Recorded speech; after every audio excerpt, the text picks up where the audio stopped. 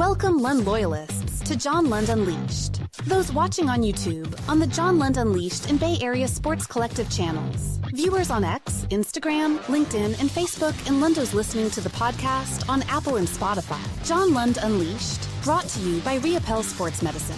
Got pain? Check out our revolutionary stem cell treatments. And guys, if low T is bringing you down, 𝐟𝐸𝐵 Sports Medicine can put you back in the game. Now all juiced up and ready to go, here's Johnny.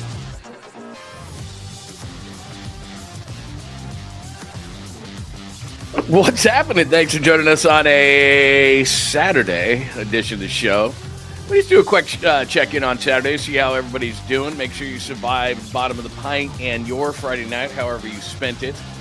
Episode 195, John Lund Unleashed on YouTube. Thanks for joining us. Maybe you're watching on X. Maybe you're watching on the Bay Area Sports Collective. However you're watching, thank you for tuning in on this Saturday morning. We do 10 a.m.-ish on Saturday. Sorry, I put 10:05 there, and then my responsibility to make coffee and do all those kind of things. And so got a little tied up, but I am good. Thank you for joining me. And yes, I still have the crazy background of nothing and the insane asylum. So we are getting that fixed, but I am last on the list of fixes. So that's what's going on today. Good morning to you. If you are new, welcome. Come on over to the chat room at John Lund Unleashed on the YouTube page. If you're watching on one of the other platforms, that would be outstanding. Got a great group of people, as always, in the room, and want to say good morning to everybody. A quick one today. Oh, Canada, as in oh for nothing, as in oh, 0-8 is what Justin Verlander is. And if you're with the show last night for me and Larry Krueger and I, Krug Show and I,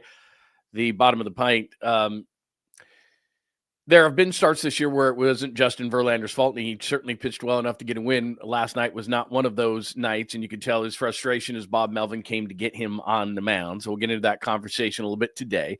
Add STOWERS, as in Kyle Stowers. You see what he did last night? A couple of days ago, I was talking about getting Cabrera, nice starting pitcher from the Marlins, maybe one of their bullpen arms, to go to Miami, go to South Beach, and make a trade like that.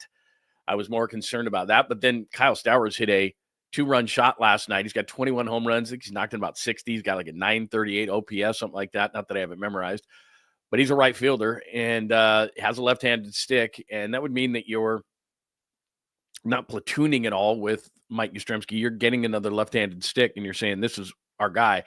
Now, he's a 27-year-old guy that doesn't have a huge track record of success, but he's having a hell of a year this year. So maybe I call down to Miami and get 3 guys. That's not overly realistic, but we'll see. Yesterday, everybody freaked out over the PUP list. I didn't think we'd have to explain this in regard to the 49ers, but I'll explain what it means in the preseason versus the regular season. Some people are thinking that Ricky Pearsall especially has to miss 4 games. He does not. I will explain. Random things will happen throughout the show, even on a Saturday. Sweet, clean, family-friendly CABOOSE pistol. We have a couple of those today.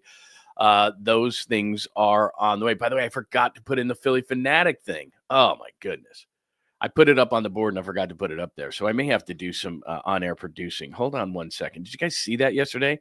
Did you see the Philly Fanatic? Hold on one second. I'm going to have to do this. I'm going to have to do an on-air producing thing just because we can't be done with that whole affair thing because it's going everywhere. And then I thought Philly of everything did it the best of everybody as far as, let me see here. Yeah, there it is right there. I can just put it in real fast. But I thought the Philly Fanatic did it best of everybody because everybody's now redoing this thing in different kind of ways. And Philly last night did it best. Hold on one second. Let me just get this in the system really, really fast. There it is right there. But and then there was a guy that right after the Philly Fanatic did the bit, then he had a sign that said, "This is my wife," which obviously is going to get you on the screen if you do "This is my wife." So everybody's doing that. And it's just, I don't know, it maybe it's never going to get old for me because the whole thing is just insane. The company that the guy who was cheating with, what is he? The guy, the CEO, that was $1 billion company. I mean, that guy's making what, $20-25 million a year. Plus he's got stock and all that kind of stuff. And he could be fired for cause and he'd lose all that stuff. And then the woman, she's married to a dude. She's head of HR and she's married to a dude that's like a CEO of like a liquor company or something. I mean, my goodness, man, just crazy stuff. But anyway, there's that's going on today. So I totally forgot to put this in. And I was like, I got to, but anyway, a quick on-air producing, and then we'll get to everything on the show. I hope you did survive, and I hope you did hang out. And I see a lot of names this morning that were in the why is it not doing it? That were in the room last night as far as a bottom of the pint. And so we did suffer together, you and I, on this whole thing. I don't know why this is, when I'm trying to on-air produce, it's not giving me what I need. But when I just do it by myself real quick, it's like, no problem. Yeah, no problem. So let's see if there we go. Okay. Okay. That's good enough. Tighten this up a little bit, and then we'll have it. And you've probably seen it, but I'm going to play it again just so we can laugh. Hang on. There we go. And then I'll send that over to myself, and we will be cooking with gas. All right. It'll just take a second. All right. Let's do roll call as that is happening. Good morning. Hello, Joe. I remember seeing Joe last night. Shimboy, it is great to see you this morning. Who else do we have in the room today? Lots of people. Jake, good morning. I guess I didn't much working late with the Giants in Toronto. Yeah, it was not great. You didn't miss anything, as a matter of fact. Sorry, this thing just popped up on my screen. You did not miss anything last night, Jake. Anything. Zip. Zero. Zilch. Hi, Chef. Good morning to you. It is very nice to see you. Lindbergh. Good morning. Tim, you were here last night. It was great to see you. Tim. Yeah, it is. Yeah, we can do. You know what? I should have put Pat Burrell, Tim, on the screen. I love Pat, but I don't know how you can keep doing this. Let's see. It was look. Last night was a combination of things. Verlander didn't have it. The hitting, first inning, second inning. They had guys on base. Hi, Brock. Good to see you this morning. Beer chugs and shots. Yeah, you know what's weird is last Friday when we were going crazy in the Dodgers game, I woke up the next morning, and you know how sometimes you dodge a hangover? Wasn't hungover at all. And today, or last night, I only had because they didn't score anything, and I think I had 4 beers maybe. I got a raging headache. I don't know how that works, but whatever. It just happens. The Nutter is here this morning. Eric, good morning to you, my friend. If I did not catch you this morning, I absolutely will. Let me just get this one thing done. I got to get one thing into the system here. As I said, I'm going to move a video file, and then we can play this a little bit later on in the show. And I just want to get it out of the way right now. And then we will be able to commence with everything. That's a different video. There we go. It's right there. Okay, we got it. I don't want it to play now. Hold on. Yeah, we want that to play later. Sorry.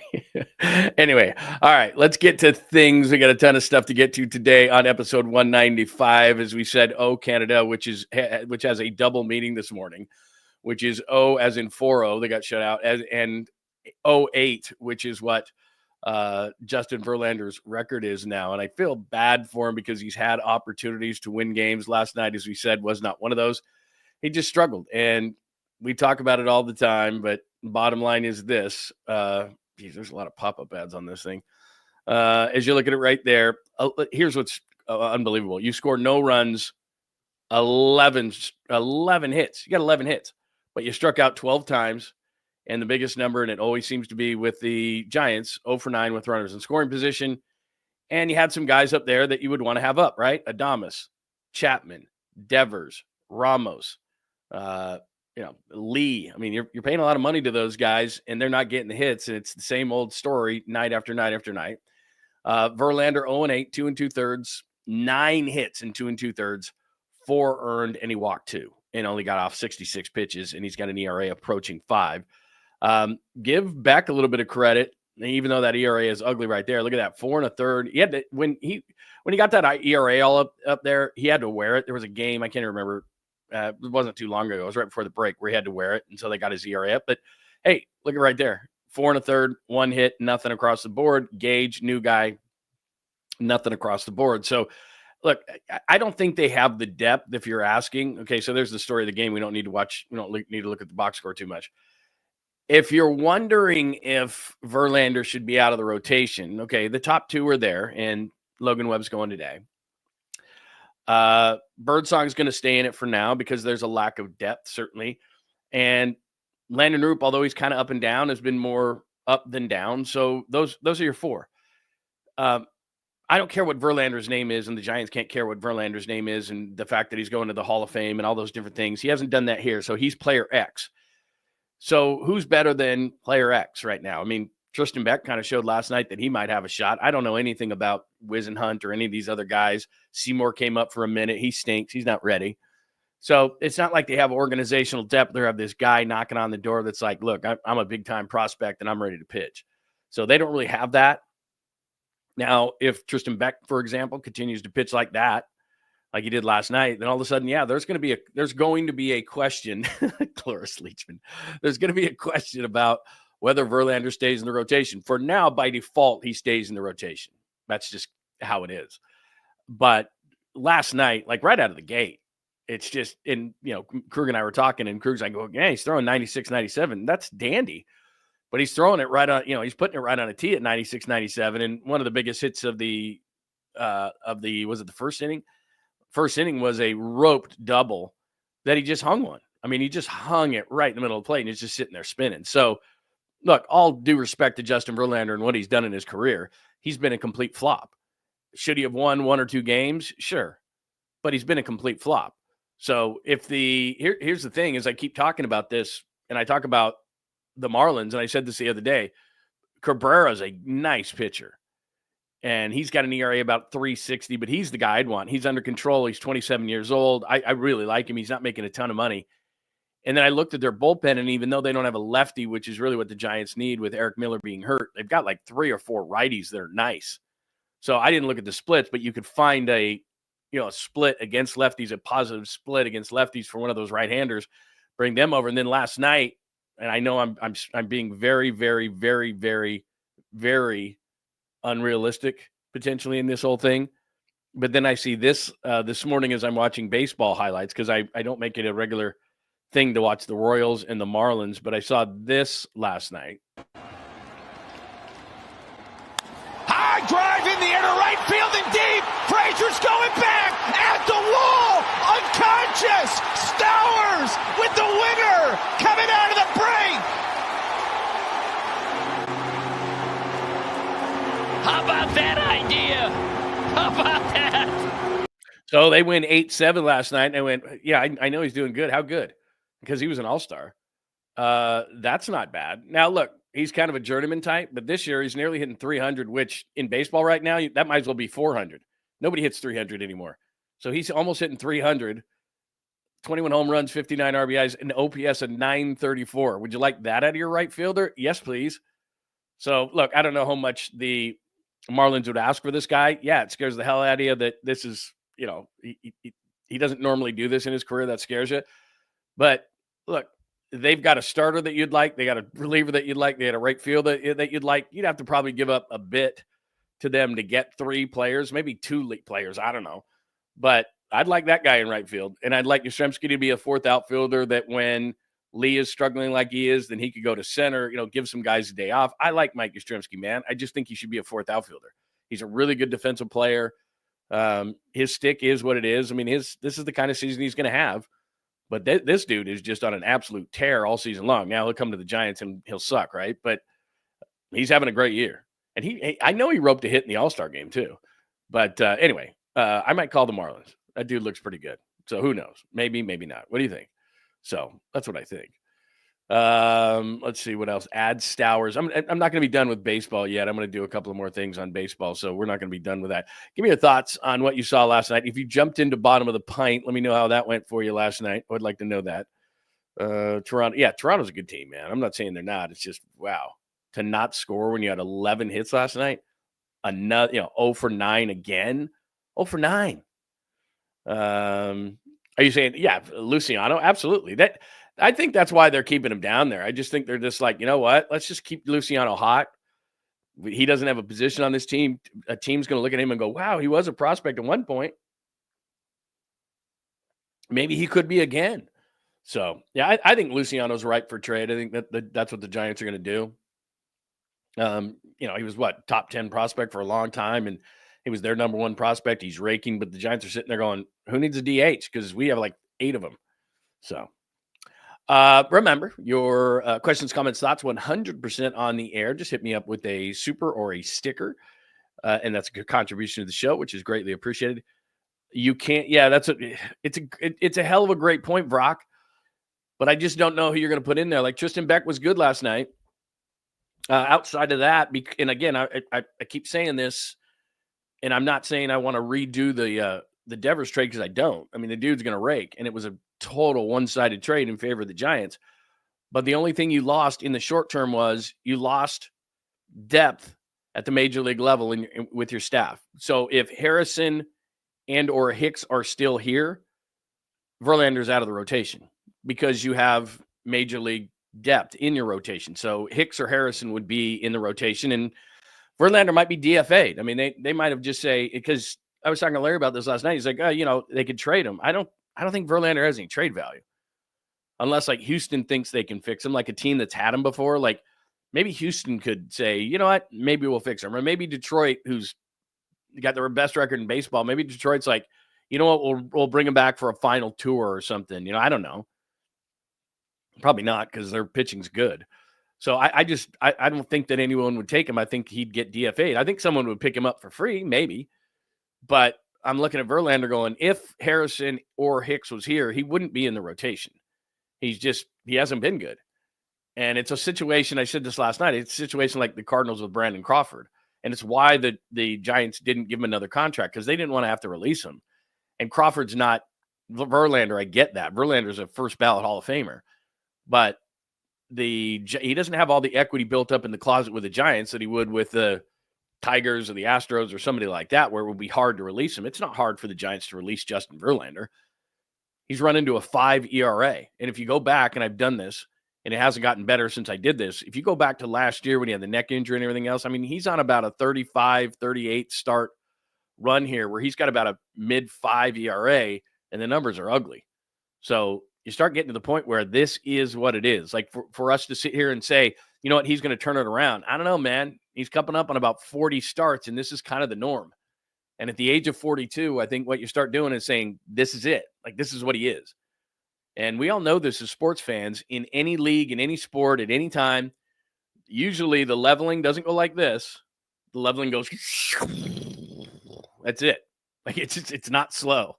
It's not a kind of a gradual thing where he's kind of getting worse.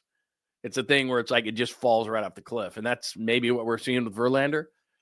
And I get it, man. He's a couple of times pitched well enough to win. And you see those sparks every now and then where it's like, whoa, he can be dominant. Where you'll see that, the ball drop off the table. You'll see him hit somebody with a high heater that's not hittable. You'll see that. He's still got it in him.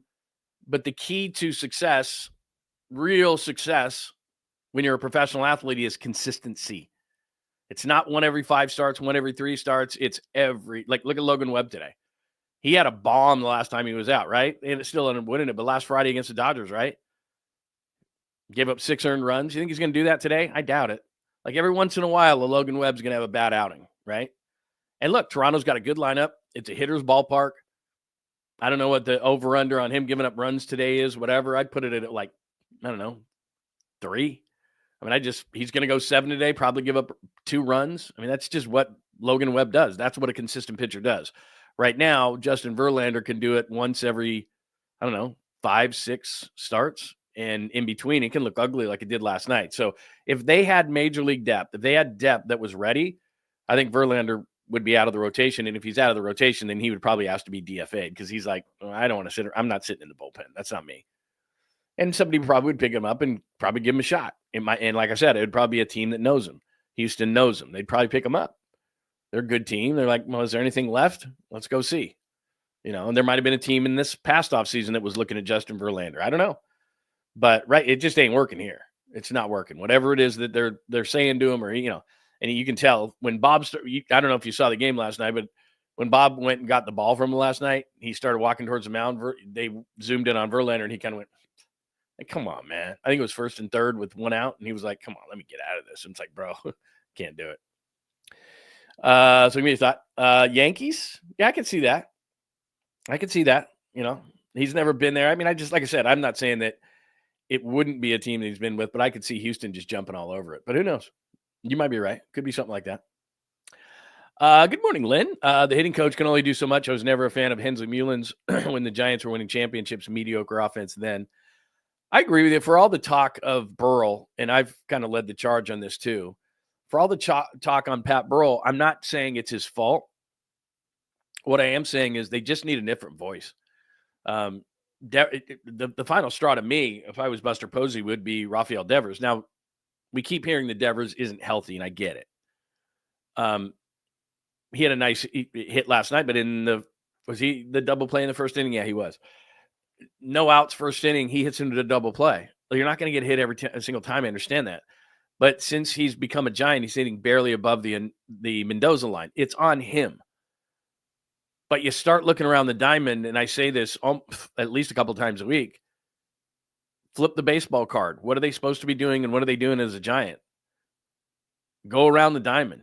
Adames, now Devers, Patrick Bailey. It's one after the other, after the other, after the other, after the other. And even Ramos now, I'm going to call him in a slump, but not that good. And Jung-Hoo Lee's not hitting. I mean, nobody is hitting to where their baseball card says they can hit. And at some point, you just have to say, Pat, I know it's not your fault. I know you're not taking any of the pitches. I know you're not taking any of the swings. I know you're not getting in the box. But somebody else has to be talking to these guys. And Krug and I talked about it last night. I mean, I don't know what kind of magic Barry Bonds can do. And I know for a fact that Barry Bonds doesn't want to be the hitting coach on a long-term basis. He doesn't want to throw on the uniform. He doesn't want it to be official. He just wants to come out every once in a while whenever it works in his schedule and hang behind the cage and talk to guys and make it a real casual thing. But if I'm the Giants, I'm going, look, we're nearing the end of July. We're asking you to do this August, September, and hopefully into October. 3 months, tops, 90 days that you talk to our hitters. Can you do that? Next year we'll get a new guy, but just for 90 days, can you come in here and help us out? Now, I don't know if Barry would do that, but I sure as hell would ask him. Because did you see Devers when he was introduced and the respect he had for Barry Bonds? I don't, that respect is not there for Pat Burrell, but it's not his fault. He's the one talking to him every day. And that's not good. It's just not working. And everybody on the team generally is struggling. Everybody. So at some point, everyone was bitching and moaning about it, and you got to get the offense going and this, that, and the other. And then you lay a 0 to start the second half. It's like, yeah, not good.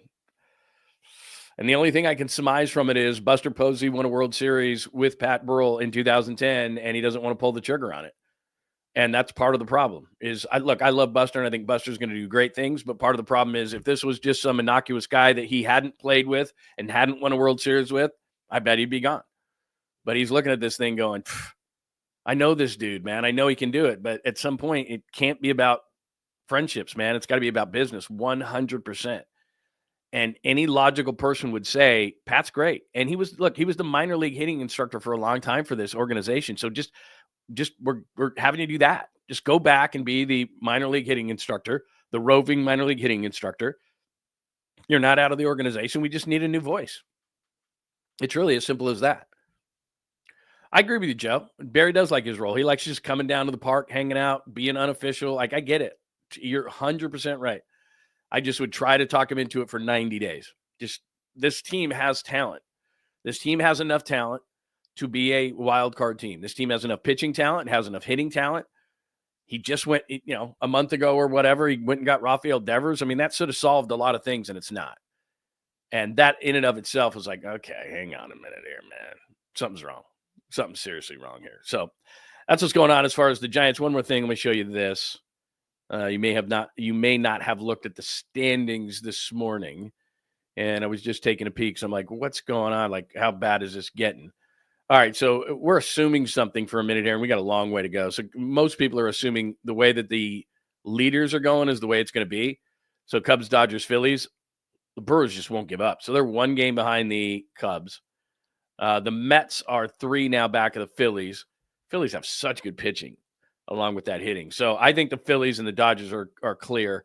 Cubs and Brewers, that might be a dogfight, but the other one's going to get the wild card. Mets have righted the ship now after struggling there for a minute. So I think they're getting a wild card. So there's 5 of the 6, I think, in the NL. And now the Giants, 2 back of the Padres. But here's where you got to start looking. Now the Reds they've won 3 in a row. And they're only 1 back in the loss. And you got the Cardinals here, 1 back in the loss. And I keep saying this. I just don't think, as far as the aggressive teams, deadline, aggressive, those 3 teams. Brewers don't have a whole lot of money. They're not going to be aggressive. Mets will be aggressive. Padres have been aggressive. The Giants should be, but they're not going to be to like a Devers level. The Reds don't have a lot of money, and the Cardinals are never overly aggressive at the deadline. So the Giants got to make a move. And I'm only half kidding about the Marlins thing. I mean, I'd call the Marlins right now and say Stowers, that's my right fielder. Cabrera's a nice pitcher that's under control. I'd love to get him. And then my third thing would be, can I get a reliever? I don't know. But you got to get on it. And we're the 19th today. We're 12 days away from the deadline. So while it's not completely, the water is not boiling to its hardest level, it is certainly starting to, when you first think about putting the noodles in, like it's starting to kind of boil a little bit, like soft boil or whatever they call that. Yeah, we're at a soft boil. How about that as far as the trade deadline is concerned? So there's that. The CEO guy is such a good story. That is never going to die. Good morning, champ. Bonds may have him hitting coach in Will Clark Road. Oh, that's an idea. That is interesting. Will Clark. I don't know how Will Clark could be as a hitting coach.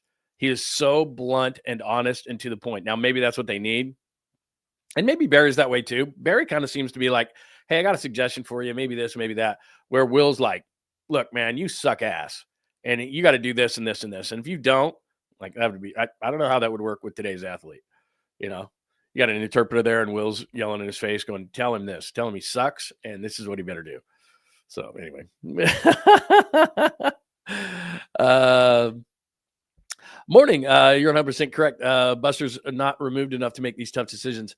Yeah, I don't know if he is or not, Nutter. I'm just suggesting that I don't know the other reason why he wouldn't be gone, because I think if he had not played with him and he was 100% objective, what would be the reason that you would keep him around? That you still have faith in him? He could go back and be the roving hitting instructor. I'm not firing the guy completely, but I don't know how much clearer it has to be that this is part of coaching is, I know it's not your fault, but they need another voice. And that's just what it is. The pitching, even though we sit here and say, Verlander's 0-8 and everything, we're really talking in Verlander's case, it's a big name. If it was player X and not Verlander, and he was a fifth starter and he was 0-8 with a 4.99 ERA, he'd probably be out of the rotation, and we really wouldn't be talking about a whole lot other than to bitch and moan and say, isn't there anybody else? But the hitting is consistently bad. The runners in scoring position, consistently bad. The approach right now. See, and this is where you get into it too with Burrell. And look, I'm not saying that I'm some kind of guru when it comes to hitting, but the approach at times looks like they don't have a plan. Lots of guys swinging early and weak at pitches early in the count. They're not working the count. They're not. It just doesn't look like there's a plan a lot of times. Patrick Bailey a lot of times is up there just haphazardly, half-assing, swinging at first pitches, like grounding out the second, those kind of things. Just rolling it over. Bad at bats. Like last night, first inning, second inning, you have runners in scoring position. You get your first two hitters on, 2 double plays in the first 2 innings. Like, what are we doing? Just not smart play. You had a guy on third with 1 out in the 4th, 5th inning, whatever it is, couldn't get him home. Like, my God, just it's inning after inning after inning.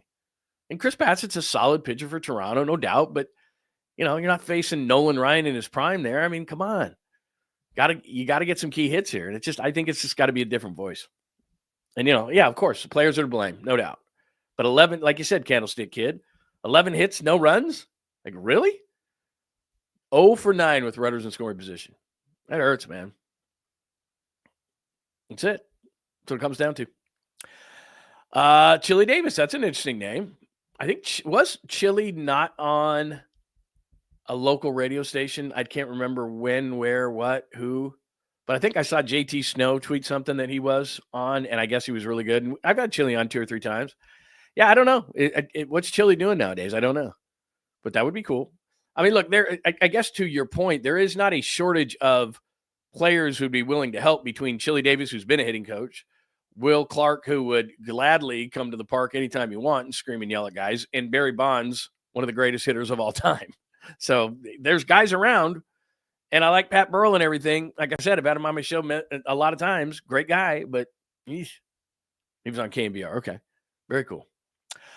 All right, so that is your baseball side of things. We don't need to dwell on it too hard. Add Stowers, Verlander out. Canada, which means no runs last night, and for Verlander. Before I get to the pup list, let's do this because I did this in wrong order. So I'm sure you saw this last night. But this is never going to die, right? This is never going to die. The CEO and the head of HR, whatever like that. And so they did the kiss cam last night. And a lot of teams did this last night, but nobody did it as good as Philadelphia. And then the one guy had the sign, "This is my wife," afterwards. So if you didn't see it, this is the best one of the night.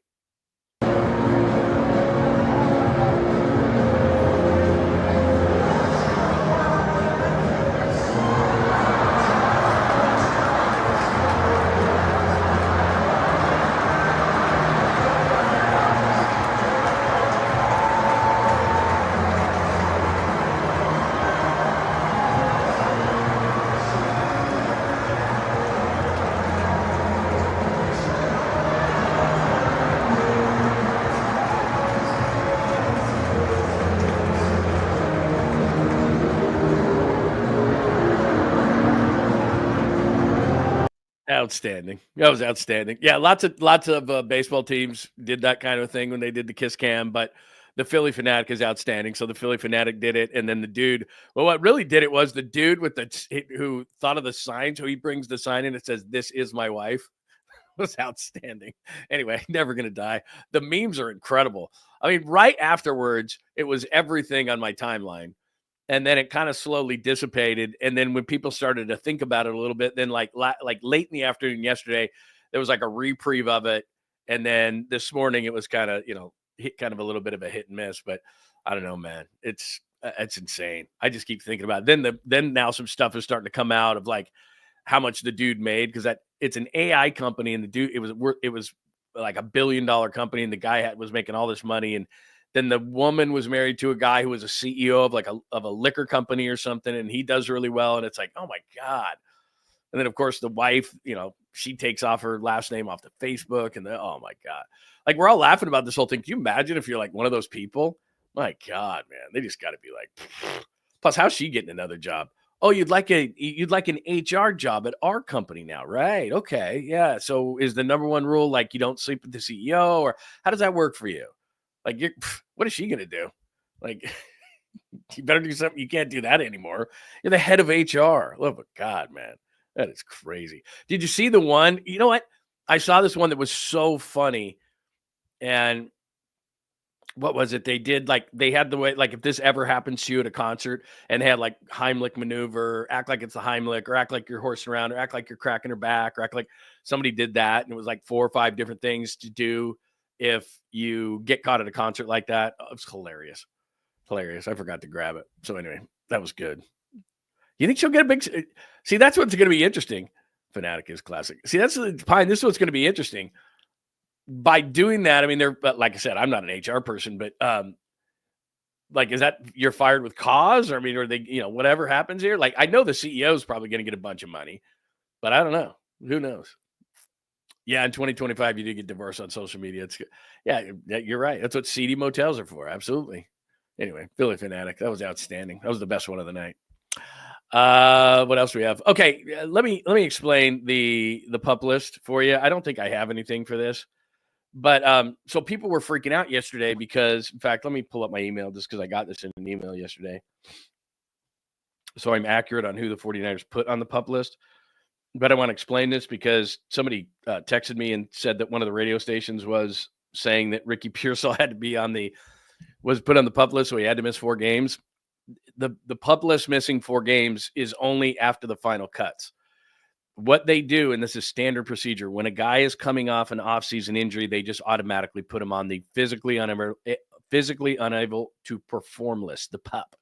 All right, so they put him on there. Then in training camp, they can take him off at any point. So people were posting videos of Kyle Shanahan saying that Ricky Pearsall was going to be fine by training camp. And then they're like, well, everybody now he's on the pup list. When you're coming off an offseason injury of any type, they generally will put you on the pup list. All right. And then once training camp starts, they can take you off that day. But it's a procedural thing. And then they can take you off that day. There is no missing of 4 days. There's no, you've got to miss X amount of time. There's nothing like that. So let me 49ers communication here. Oh, that's all training camp stuff. And announce roster moves. Here you go. So the following players have been put on the PUP, physically unable to perform. Brandon Ayuk, we get it. Andre Dillard, a disappointing offensive lineman who Philly took in the first round, who's an interesting piece. Yetur Gross-Matos, that's not a surprise. Malik Mustafa, he's going to miss games. Ricky Pearsall, Curtis Robinson's coming off the ACL. So the big name on there, because Ayuk, we know. All the other names we knew that were going to be injured, but they could take any of those guys off during training camp. So, for example, when it comes to Ricky Pearsall, he doesn't have to miss any training camp. Day one, they could go, Ricky Pearsall's off the pup. They do that as a procedural. All those guys are coming off offseason injuries. And in the case of Mustafa, he's even behind Ayuk.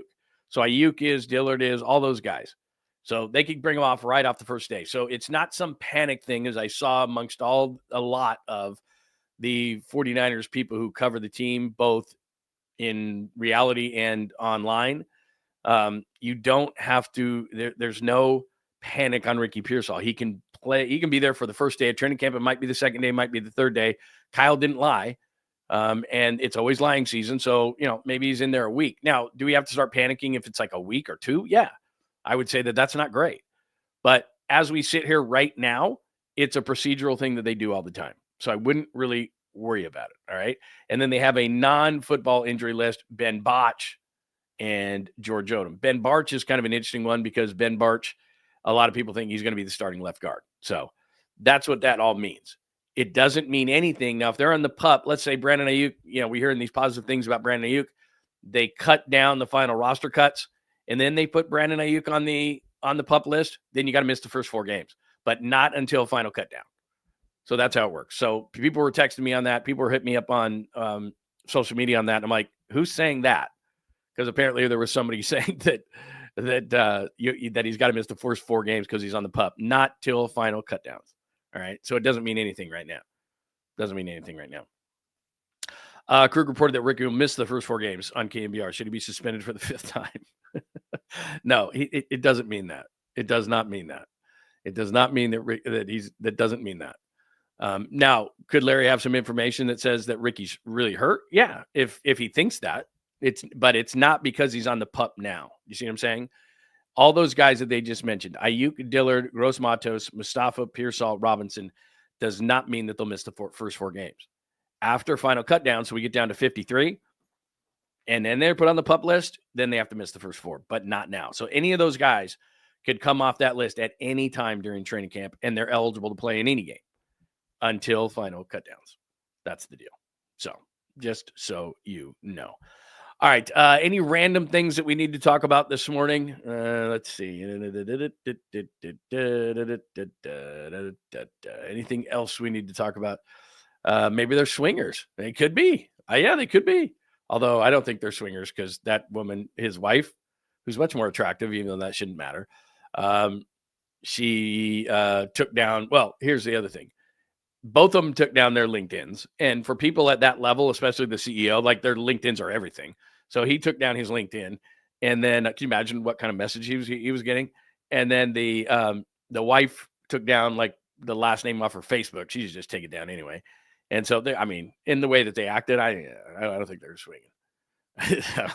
Or at least some of them didn't know they were swinging. I don't think they were swinging. Anyway, yeah, that was that. Anything else that we need to be talking about today? Konnichiwa, Joji. It is very nice to see you. Good morning this morning. Yeah, sure. Oh, I love watching some UFC. I have gone to about 3 UFC events, and I got to be honest. On TV they're okay, but as far as attending, love attending. They are awesome. They are awesome in person. Yeah, it's one of those things where it's like, yeah. That's fun. Except for like, you think you get ripped off at football games. Beers at UFC events are like $40. They're just not, they're not there to mess around. And you're just like, what? Well, it becomes like Monopoly money like anywhere else. So that's how it is. Let's see. What else do we got? All right, let's hit up some Sweet Clean Family Friendly Caboose Pistol. I got a couple of really funny ones for you today and we can always get back to other questions. We went over Verlander, but if I was given the choice, Joji, of cooked or glimmer of hope, I would say cooked. Like I said, I did a piece, I don't know, it's got to be 2 weeks by now, of like 30 starts, and I was like, it's looking bad, and his ERA is around 5.50, and then it's just gotten worse. And so I'm looking at it. We're looking at now, I don't know, 35, maybe even close to 40 starts that he's got about a mid-5 ERA. and he's 42 years old, it's just not good. I don't see him coming out of it. And he's had a couple of times where he should have won games. There's no doubt about it. And the offense will let him down. That wasn't last night. He's really struggling. And I've said this during the show, but I'll say it again because you asked. If they had some pitching at the major league level where they felt confident, like let's say they don't make the Devers trade and Kyle Harrison's here. Harrison's probably the fifth starter and Verlander's going, I'm not a bullpen guy, and he's probably gone. So that's probably how it would have worked at this point. But they don't have anybody that they can trust. All right, let's do it. Caboose time. John Lund Unleashed presents the Caboose pistol. Wedged in the crack of her buttocks. Somehow, someway, Lundo thinks this is the best way to leave a final impression on you for the day. The old caboose pistol, everybody has one. Did you say caboose? I know some women who could hide a machine gun in there. Yeah. Leave me out of this, you weirdo. Here's John. All right, two weird things. I was going to start with the other one, but I'll start with this one. Just because we're talking a lot about the CEO and all that kind of stuff. Pornhub searches for office sex and cheating surge after Coldplay concert kiss cam scandal. I don't know. I guess that's just like people are in that mode, and so that's what they're searching. They surge for office sex and cheating. That's a little odd to me. I would think that would be the last thing that would be on your mind. Like when I see stuff like that, I'm like, man, I'm glad I'm not in that situation. So I would think that like they would go down, or you wouldn't search for those kind of things because you sure as hell wouldn't want to be in the situation of the people on the right-hand side of the screen. But I guess that's not how people's minds work. And I don't know anything when it comes to this kind of things, but they say that searches for office sex and cheating have surged after the Coldplay incident. In fact, look at that. Look at that right there. Look at the chart. It's blowing through the roof there. So I don't know. That's a little strange to me. I would think that would be the last thing on your mind. Like, I'm glad I'm not in that situation, but I guess that's what is on the mind of people, and they're going on Pornhub and they're searching that. So that's what's going on there.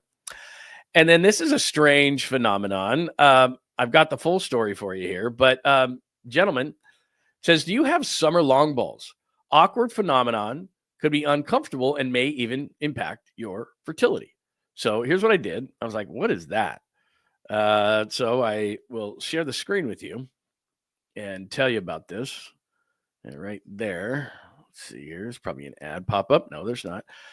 So there you go. I just read you the thing. So what that means is it says, these pop-ups are killing me. Can I read the ad?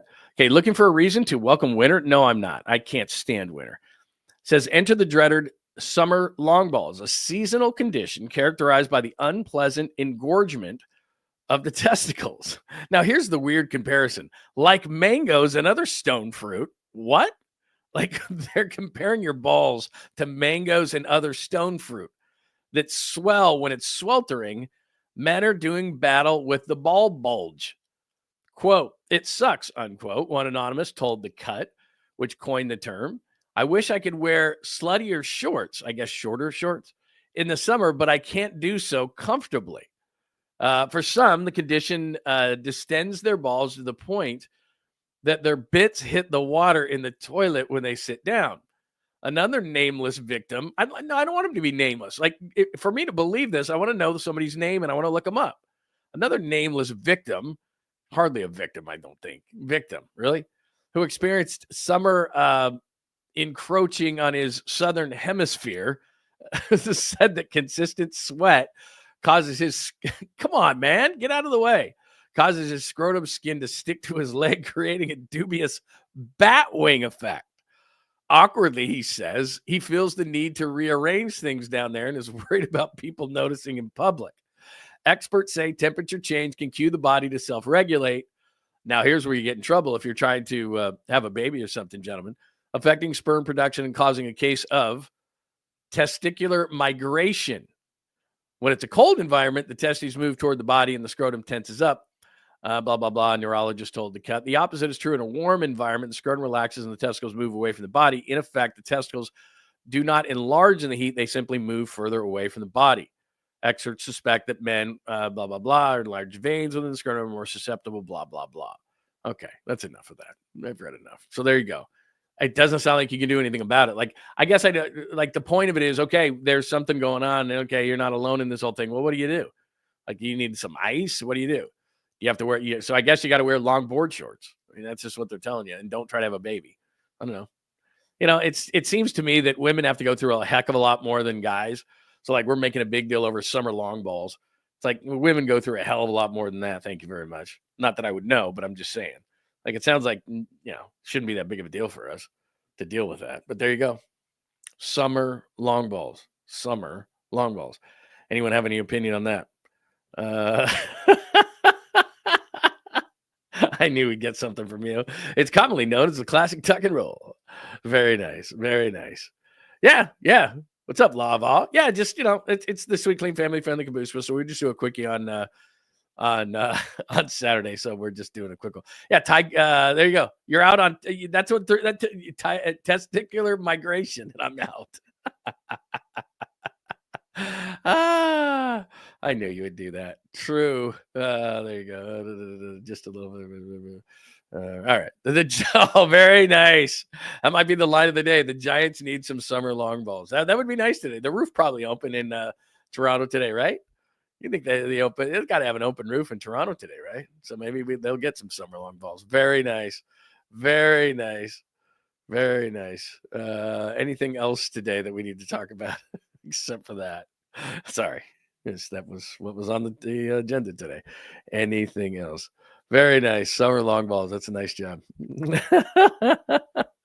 Very nice. Good morning, Tony. Good morning, Daniel. It's very nice to see you. Did I say good morning to the 1420? Law of Awe is here. EB is here.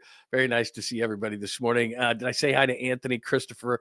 Very nice to see everybody this morning on the show. Sorry if you just tuned in and you saw long balls. So there you go. Sorry if that's what you saw today. We did go over through some sports episode 195 O Canada, which means O as in no runs and Verlander 0-8. Should Verlander be out of the rotation? Should they DFA him? Add Kyle Stowers hits that game-winning home run. I already want Cabrera, the starter for the Marlins. Hey, Buster, maybe what's the area code in Miami? 617? Is that right? Something like that. Get that going. The PUP list, there's some misunderstanding. No, because Ricky and others are on the PUP list. That does not mean they have to miss 4 games. Only on the PUP list after the final cut. So there was some confusion over that yesterday. Apparently, some people were hitting me up going, does he have to miss 4 games? No, he does not. Not until the final cut downs, if you put on it, then you do. Philly Fanatic and Philly did the best impression of the Coldplay concert catchers last night. It was outstanding. Random stuff happens throughout the show. Should we do this just one more time? For those who missed it. Oh, wait a minute. Start it over, man. I played the end of it.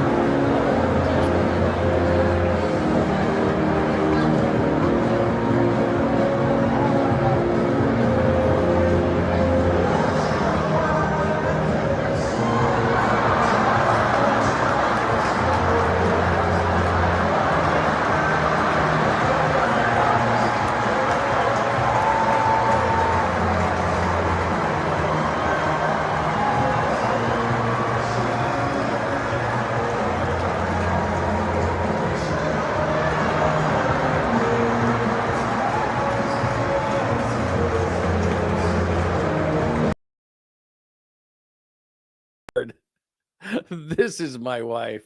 That's outstanding. That is outstanding. I mean, seriously, to do that now, to have a good one now, because so many people are doing so many different memes and so many different things. So to actually have one like they did with the Philly Fanatic, that is outstanding. And I'm sure there's more to come. It's not like they'll, people will stop doing this. It's been amazing. Yeah, I got to find the one. I'll have it for Monday's show. Or if anything breaks, we'll do something. But I'll have it for Monday's show, and I forgot. My bad on that. Where they have the one, then they're reenacting it. They're like, what you should do. Like I said, like they have a Heimlich maneuver. They have a, like, you're playing around. They have a cracking your back. They have like 4 or 5 things, like what they should have done. I mean, my God, they couldn't have done it worse too. Like to have the guy duck, like you didn't see me here and all this kind of stuff. Oh my God. Hilarious. Just hilarious, man. The whole thing. All right. Anything else we need to hit today on a Saturday edition of the show? All of a sudden my eyes just gave out on me. Anything else we need to do? Let's see. Anything? You know what, Anthony? I got it. I've said this a million times. I got to get Hot Nuts back. I haven't played it in months. I'll get that back for Monday. I promise you. Summer long balls. More on summer long balls. Very nice, man. Testicular migration. I'm out. That is tremendous. All right. Everybody have a tremendous, tremendous Saturday. Thank you so much for hanging out with a short version of the show on a Saturday. Just love to check in on a Saturday and see how things are going. We got Giants baseball coming up in about an hour. Logan Webb going to the mound today against Eric Lauer, the former Padre and Brewers. So hopefully get a nice win today, get back on track for the Giants against the Blue Jays. If anything happens today, of course, we'll jump back on, get those alerts on, please, so that you don't miss anything. And, of course, if you would hit us with the like before you get out of here today, that would be outstanding. Thanks for the supers today from our good friends Brock and Lindbergh. Thanks, guys. Much appreciated. Everybody go out and have a tremendous Saturday, and we will talk to you soon. Thank you so much. Happy Saturday. Thanks for hanging out with John Lund Unleashed. We'll try to be better next time, though I wouldn't hold my breath. Please like and subscribe on the John Lund Unleashed Pod YouTube channel. Watch live shows weekdays at 8 a.m. on YouTube, Instagram, and X. And make sure to have your alerts on for shows throughout the day or night. All things Lund can be found at johnlundunleashed.com. johnlundunleashed.com. Goodbye!